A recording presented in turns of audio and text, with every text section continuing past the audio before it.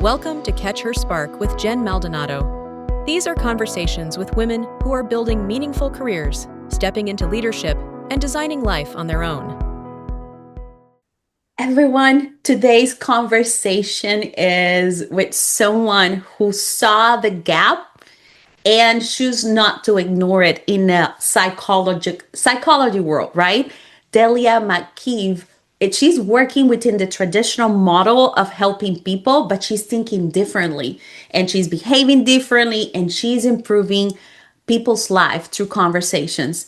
But what I really want to share with you today is that these women have led a completely different path, right? She has taken what is the regular psychology world into nutritional neuroscience, into understanding how the brain actually function under stress. Don't we all have that?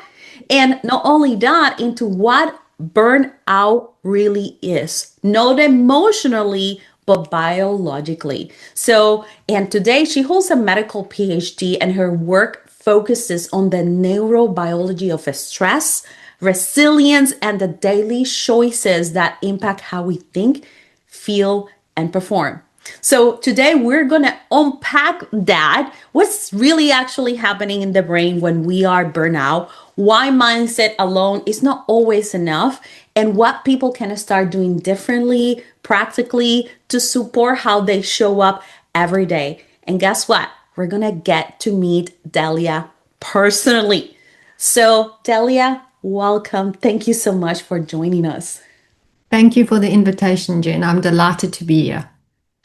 Yes, I'm excited. A lot of people look at the psychology world, the neuroscience world with different aspects. And I think that you have a very unique outlook, Delia. Can you share with us what do you do specifically that have set you apart? The thing that happened to me, Jen, when I was finishing my psychology degree was that I started asking some questions about what was actually happening in the brain to facilitate change. Because, whatever we do, it's all about brain change. If you want to change the way you think, your brain's got to change. If you want to change your behavior, you've got to change your brain. So I was really very concerned that no one was asking that question about the optimizing of neuroplasticity, because that was actually what it was all about. You had a client, the client was battling. How to help that client to move forward faster was basically, you had to ask yourself the question, how to help that brain be more neuroplastic. And so I had to figure out how to optimize neuroplasticity. And it was an interesting question because all of my colleagues, my peers, all the people that I'd studied with, they thought I'd lost my mind. They thought, well, you just, you follow the talking cure. You just talk to them and they get better. And I was like, no, there's more to this. So I really did take the road less traveled. And look, that was a long time ago, but I still use that knowledge today because when we want to help people change, and especially when they've got neural habits, these long established habits of mind, we need to help their brain to become as neuroplastic as possible so that they can take on new ways of thinking and being, because that's how we change our behavior. That's how we change how we think. And I'm very glad I took, the road less traveled, because all I was doing was getting back to first principles. Wow. I wanted to understand what was actually happening in the brain to facilitate change. And then, of course, I became a very busy mum with children and juggling everything. And I then started thinking about the stressed female brain, which took me down another path. But it was still based on the same foundation, how to cope in this world that's now very complex and often feels very overwhelming. And a lot of people feel uncertain. And how do we still thrive? Wow. To your point, so many have changed for women in today's world. To your point, creating stress, more burnout, less rest, right? And it's just fascinating that you have taken this approach to understand the female brain, which for me, it's fascinating. The brain is fascinating. For those people who are not familiar with neuroplasticity, can you tell us a little bit more about what it is and how does that reflect, right, in different aspects, either of our physiology or our psychological aspects? With pleasure, Jen. Neuroplasticity just refers to the fact that the brain can change shape. And a simple example is, as you and I are speaking now, and as people are listening to this, their brain will change shape as it hears new things that it hasn't heard before and takes on new ideas. And all that means is that neurons are now connecting in new ways to leave memory traces that get stored in the hippocampus around this new knowledge. It's really quite magical if you think about it, this change, because simply from hearing our voices, changes take place deep within the neural tissue. But that's really all it is. It's neurons connecting in different ways to the way they connected before, which leaves these memory traces. And that's what all learning is, really. It's just neurons connecting in different ways. That allows us to be creative, that allows us to be innovative, it allows us to think different thoughts, it allows us to learn. It puts information in our memory banks.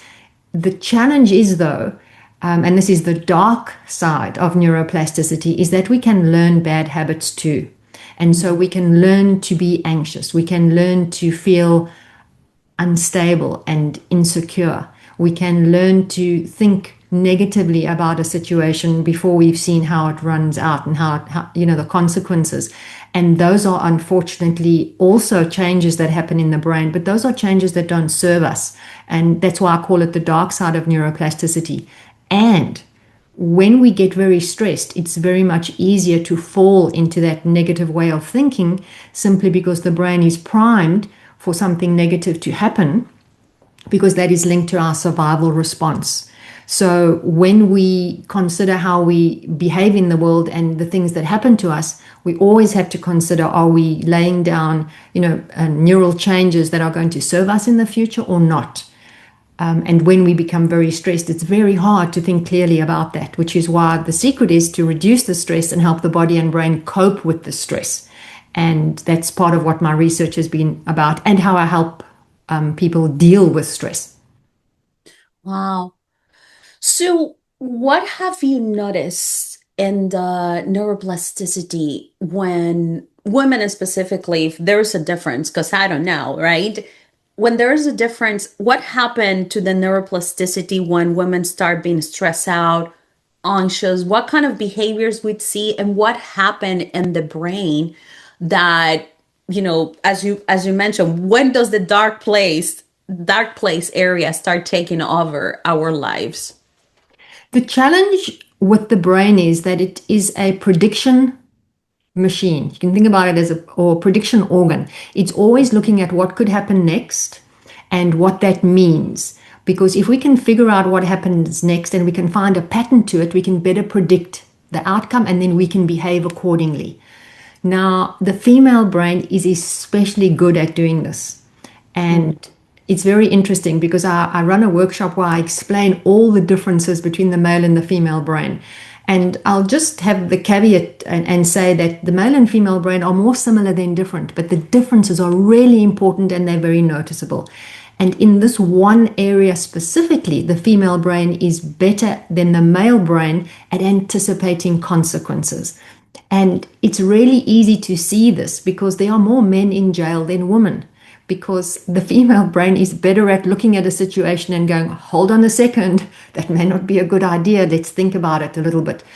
But when we become very stressed, that part of the brain, the prefrontal cortex, becomes overactive. And then what happens is women start thinking more and more about negative consequences and possibilities, and they start ruminating on that. So if any of your listeners have woken up at 2 o'clock in the morning with thoughts going around and around and around in their head, that's the reason. Our brain is much more primed to look at the consequences of our actions, because we carried the next generation and we had to be concerned about our offspring and what would happen to them if we got into a stressful environment or a dangerous environment. So that's something that happens. The second thing that happens is when we have high levels of stress circulating, Jen, the brain stalls in being able to be creative. And so what it does, it exploits what it's already done before. Mhm. Now, there's a theory around this, and it's called the explore and exploit theory. Mhm. And it's based on the neurophysiology, what's happening in the brain. These high levels of cortisol stop these neurons from forming new connections. That means it stops creativity. And then the brain only has one option: it has to default back to what it did in the past, habitual behavior. And that's the dark side of the stress response, not just for men and women, but for both of us, both genders. But for women, it's more, it has a longer consequences, or it's further reaching, because of our tendency to naturally think about the consequences of our actions and what could be happening in the future. So we become less creative. We don't think in a way to find new solutions. We just fall back on the old things that we used to do. Now, that obviously doesn't serve us, especially in a very, very complex environment, the world that we're living in today.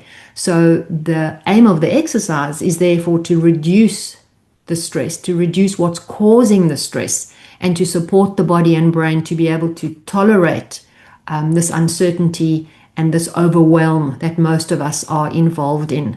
And that, of course, comes down to what we're doing with our body and our brain and how we're nourishing them. Because a lot of people are not aware of the fact that chronic stress is very, very expensive on our nervous system. That is why we get burned out. We don't have the capacity to keep on making high levels of stress hormones and also make neurotransmitters like serotonin and melatonin to help us sleep well, and to make energy.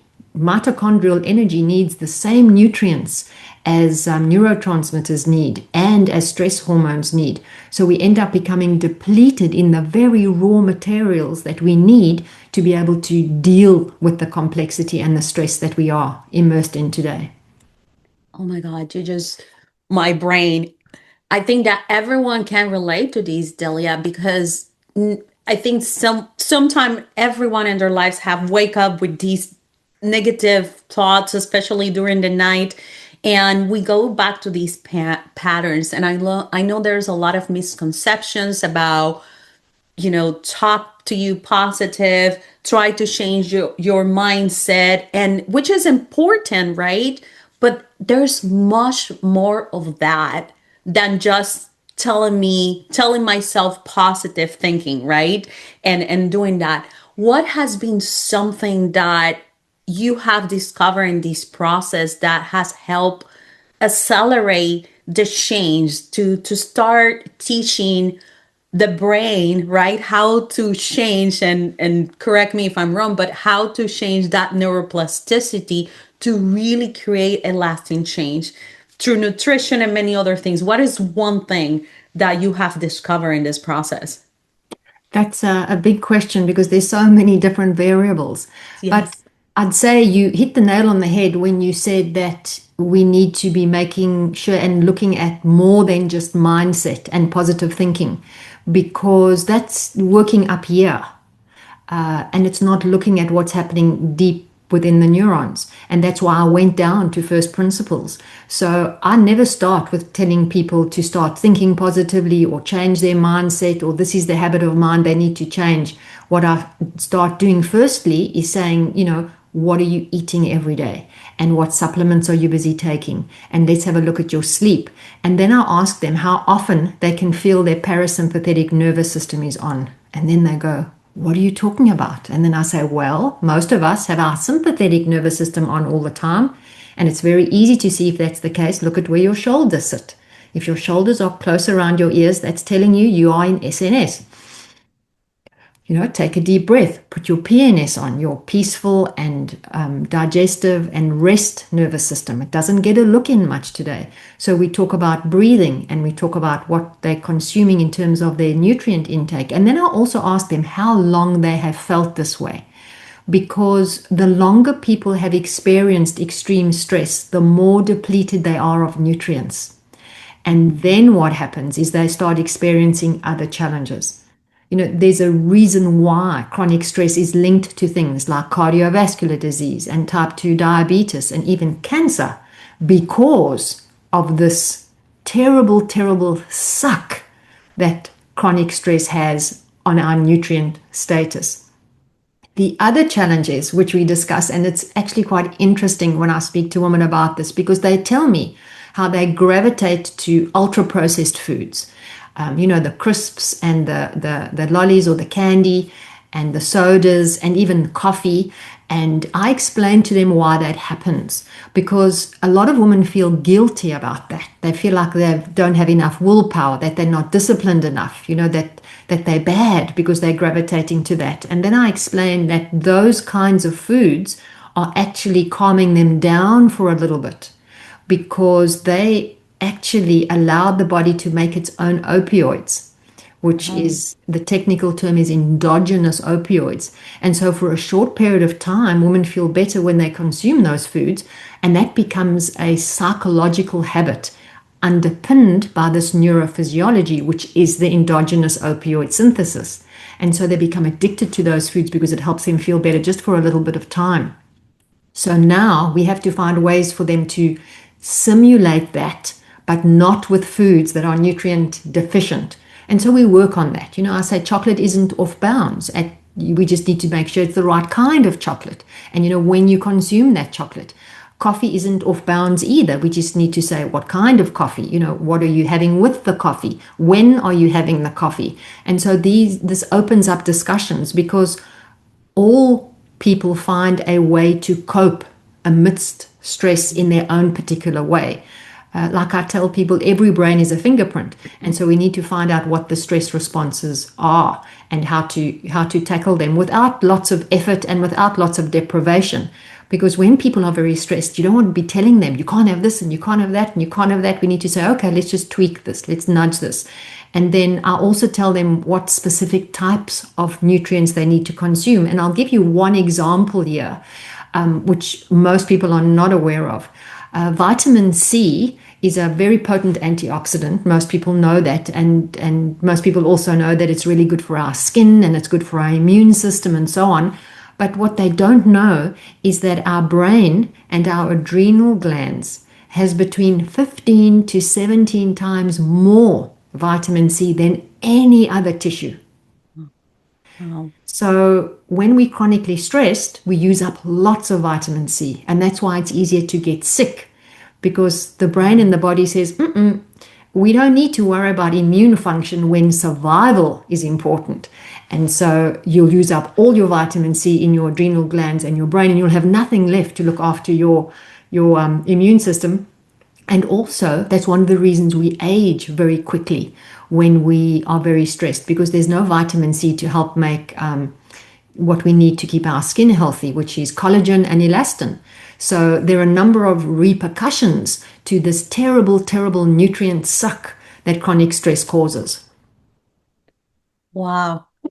My brain has gone in so many directions. You just answered so many questions I had in the past about how does the stress impact your body at the molecular level, at the immunology level, the way of thinking, the creativity, the peace of mind, right? The gain or lose weight purposes. It's like, wow, I think that people are missing an opportunity for not learning how important is the neuroplasticity to really change their lives, right? Because yes, it starts with an idea and a mindset, but lasting change needs to go deeper.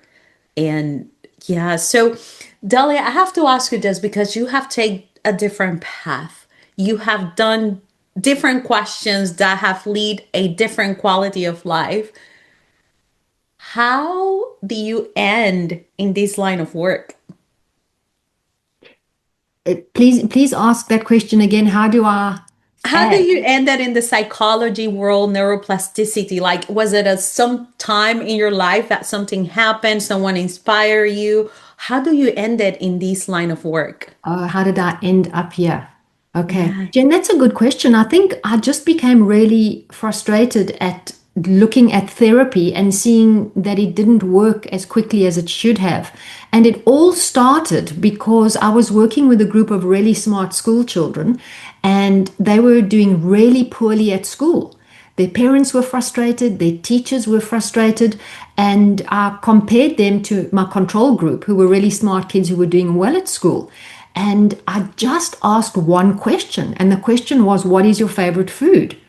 And all of the children in my experimental group said they loved junk food, and the children in my control group didn't say that. And I was really curious, and I started asking more and more and more questions, and I couldn't get answers. So I had to go, to ask researchers from all over the world what was happening here. And look, this was 3 decades ago. So it wasn't as if there was a lot known about this. And I really had to do a lot of digging. And I came away with the idea that I would not be serving people. I would not be standing in integrity if I didn't address this issue. So I went and decided to do that. And so I did a very, very deep dive into what the brain needs to thrive. And then, as I said, as I became a busy mum and I was juggling work and I was juggling, my children, and I was juggling home, what we now call, and what the technical term is, psychosocial stress, all of these things, I thought to myself, I can see that I'm responding differently to this, to the way my husband is responding and to the way other men are responding. And I was talking to my friends, and they were standing and looking, at the health food store and looking at stress bees, and reduce your stress and sleep well. And I thought, are these things really working? Because these are multi-billion-dollar industries, but all these women are still stressed. So I then decided that I wanted to do another deep dive, and I knew that I needed to do it formally, because that's just how my brain works. I need to understand the evidence, the science. And then another part of my journey became really interesting, because I went to a number of different universities, and they all said, no, you must choose one discipline. You must either choose neuroscience, or you must choose psychology, or you must choose nutrition. You can't do all 3. And I said, but that's ridiculous. They're working together. These are all intimately connected. And funnily enough, via LinkedIn, I found somebody who said, hey, you need to go to Adelaide Medical School, because they love multidisciplinary research, and they also love translational research that you can take, from academia and actually apply in the real world. And I said, fantastic. So off I went. They gave me a long interview. It was about a 3-hour interview. And they said, welcome, we like this research. And so it took me 5 years, but I combined these 3 disciplines in my PhD, and it was long and it was arduous, and there were many, many tears involved in this process, because I had a lot to learn. And I also discovered that it was very interesting running research projects with stressed women who don't have a lot of time. So I had to deal with that as another challenge. But at the end of it, I understood what very few understand. And that is, firstly, that our brains are different in important ways. And that's one of the reasons that women have higher rates of anxiety and stress. I understood exactly how nutrition impacts us when we are really stressed, and how to counter that. And thirdly, I understood that, it's a complex issue, and trying to get people to think positively or have a different mindset or meditate every day when their brains are starving is actually a fool's errand. And it led me to do the work that I do now, which is to help women on all these different levels, but starting always with the replenishment. Once you replenish, you can reframe and you can recalibrate your nervous system. But until you've done the replenishing, you really are pushing the river. You really are trying to do something, and you're making it so much harder when you don't have the raw materials required. Wow. Blown away again, Delia. I mean, Delia takes her frustration from what she observed in a world that is trying to follow the pattern, the tradition. And Delia embarks on a mission to discover, of curiosity, to challenge what she has learned, what everybody tells her. And she finds a group of people that really understand the integration of health, the integration of research, and how they impact. And you go through all of that journey asking the right questions, learning, researching, and then you come up with a system. A system right now that you just described. I don't know if people will catch on that, but the three R's, right? Replenish, refrain, and recalibrate. And Delia, I have to ask you, please tell me that you have something coming up because I will be one of your clients. I mean, we can always learn more and continue to improve our health. So you have something coming and things like that, or where is that heading? I'm busy changing my website at the moment. It needed an update. So that's the thing that is happening. And I've been running my program with a group of a beta program with some women as individuals already. And I've got really, really good testimonials. So when I get my website up and running, I plan on doing some group programs where I'll be telling women what to do and telling them why they're doing that.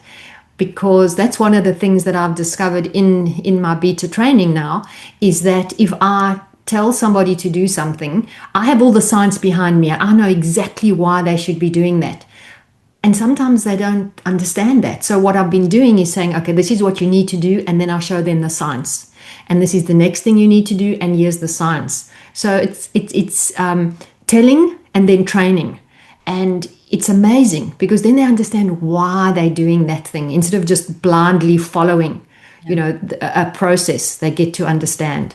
I've also got lots of really cool checklists. So they can do a checklist and say that every single meal contains these things. And then they've got a checklist of what they've done during the day in relation to special stretches to stretch our shoulders, open up our heart area, get our nervous system getting back to that recalibration and the deep breathing. So they've got those checklists to follow. And it's not long and complicated. It's very simple, but very targeted. The other thing that I teach them is even if they're doing one thing, it's got a lot of different end results. So in other words, one thing acts like a lever. So if they now, for example, let's take vitamin C again, they're now consuming more vitamin C every day, it's got a number of different benefits. It's not only doing one thing, it does a whole lot of different things. So that means that every action they take has multiple benefits. It's not just one benefit. We don't have a lot of time. That's one of the reasons we become stressed, is because we're trying to do so much. So every single thing that they do in the program counts. It's meaningful, it's important, and it's got a lot of different effects. Wow. So you have an entire system that pretty soon you will be sharing with the world. This is where you can get this info. And I will make sure that at the end we show people how they can connect with you. It's just so interesting. And everything that you're doing. I mean, I get fascinated by the psychology world and how things work. And in fact, I have a question for you. Because thinking about neuroplasticity again, I think that it changes, evolve. And I'm going to ask the more personal side, and it would be awesome to understand if that impact neuroplasticity, right?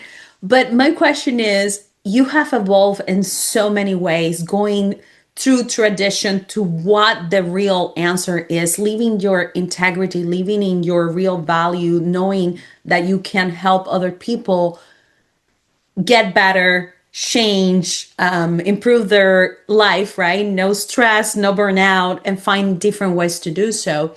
So what does success mean to you now that it wasn't used to? That's a good question. I think it means feeling calm and at peace and knowing that you're making a positive difference in the world. I think that in many ways, the world can lessen you and the world can make you feel that you can't contribute because you can't do it in a giant way. And I think the influencer society that we live in has led to a lot of women feeling that way, that unless they've got 20 million followers, they don't count. And that's a real pity. So I think being at peace with who you are and doing what you can to make the world a better place, to me, that is a very important part of success. Also, just being able to look at yourself in the mirror and knowing that you're doing the right thing, I think that counts for something. Yeah, 100%. Being proud of in the mirror when you look at yourself, are you proud of yourself? And if you're not, just change that. Change that. I love it. I love it.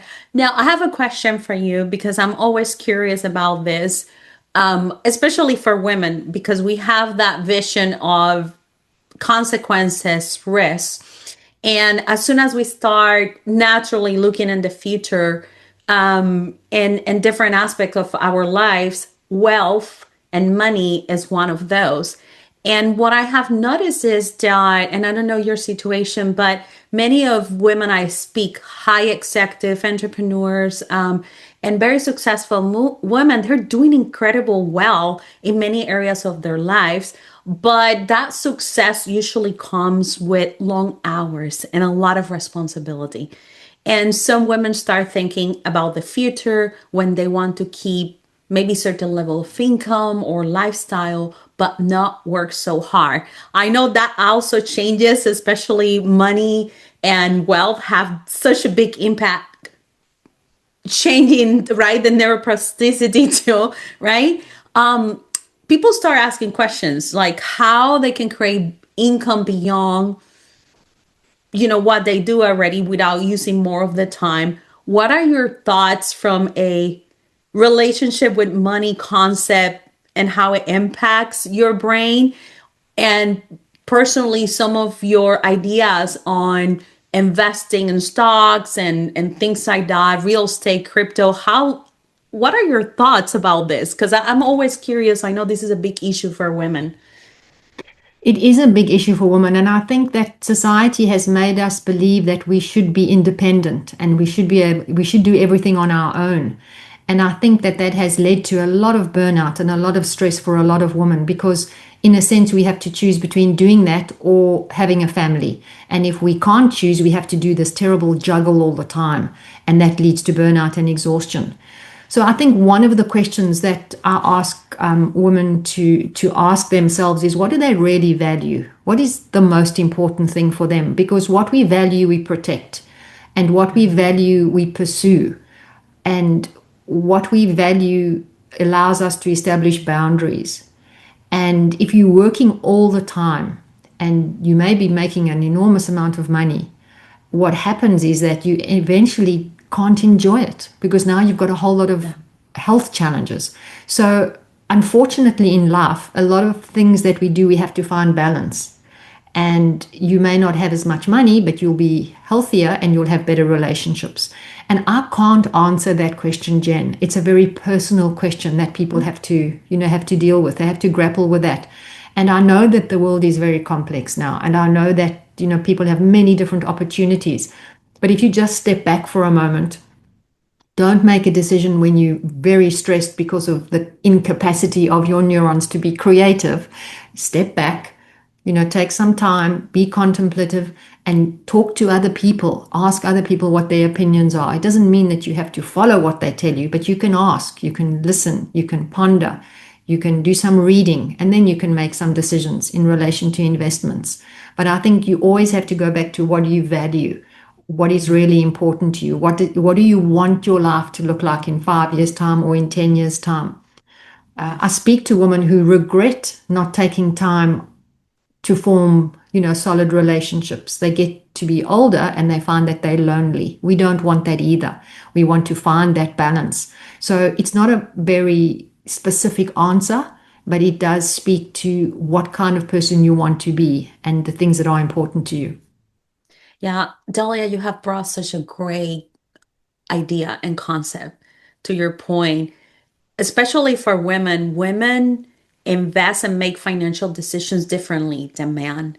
And we need to put our money, or we tend to put our money that represent who we are. And that's what you lay out. Have values, have criteria, have thinking time to decide how those align with the lifestyle that you want. And that will allow you to not only reduce your stress, but most likely to be proud of your decisions in investing. So I think that's a great guideline. I love that. I love that, Delia. Now, Delia, I have a couple of questions. I'm getting to the end. I'm like so sad, but because I want to keep asking. Now, when it comes to misconceptions in your field, what are some of the misconceptions you get from people or even professionals about what you have discovered? That's a great question. One of the interesting things is that a lot of people believe that we only use 10% of our brain. And that is not true at all. We use our whole brain, just different parts at different times and different, networks interacting at different times. But we don't only use 10% of our brain. However, what we're conscious of experiencing is very little compared to what goes on subconsciously, what we're not aware of. And I think a lot of people aren't aware of that. And I'll just use creativity as an example. People will say, oh, AI or LLMs are very, very creative, but they're not. They're just predictive organs or predictive machines. They just predict what has been and the information that already exists out in the world. Whereas human creativity, our creativity, simmers in our subconscious and rises up to our conscious awareness in what a lot of people talk about as the shower effect. You're standing in the shower, in the bath, and suddenly you go, wow, I didn't think about that idea. Now, that has happened because of information simmering up to the surface based on previous experience, knowledge that's been stored away, our particular skills, something somebody said, something we read somewhere, all coming together in a kind of magical way, which leads to that beautiful creativity. So when people argue with me or tell me that, artificial intelligence is just as creative as the human brain, I have to laugh because we don't know why and how our creativity actually functions. So we can't program a platform, an agent, and anything to replicate that creativity because it's happening deep within our neural tissue and behaving in ways that we don't understand before it surfaces into our consciousness. So that's another misconception, and that's a modern misconception. Yeah. But the other thing that I mentioned earlier in the conversation is something that isn't really a misconception, it's just ignored, is the enormous cost of chronic stress to the nervous system. And because that isn't addressed and understood, it's not acknowledged. People don't know how to address it in helping people recover from burnout and helping them recover from chronic stress. And that is part of the conversation that I have with people. And, I've got particular slides that I show people when I do in-person presentations or workshops.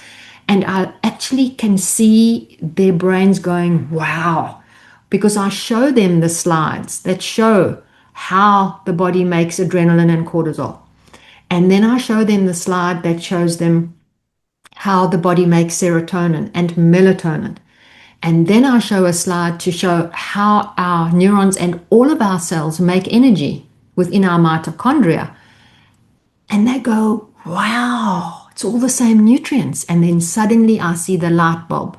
It clicks in their mind. They now understand why they feel physically exhausted, mentally exhausted, anxious and depressed, can't sleep while they're stressed.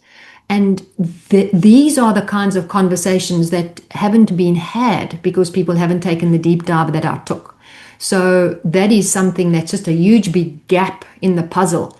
So when I see people, running workshops where they teach people how to meditate and they teach people how to feel calm and they teach people all of these mindset hacks, if I can call it that, I know that they're missing a large part of the puzzle because they're not aware that it even exists. And so that's not a misconception, that's just a lack of knowledge and experience. So that was a really good question. I think there are many more out there, but I know that those are the three that really hit me when people talk about, solutions to mental health and to burnout. Yeah, 100%, 100%. I love it. Delia, I am sad. I don't want to let you go. I can talk to you forever. But if other people want to talk to you, what is the best way to connect with you? The best way to connect with me is via LinkedIn. Okay. And when I have my website up and going and it's functional, I will add that website to my LinkedIn profile as well.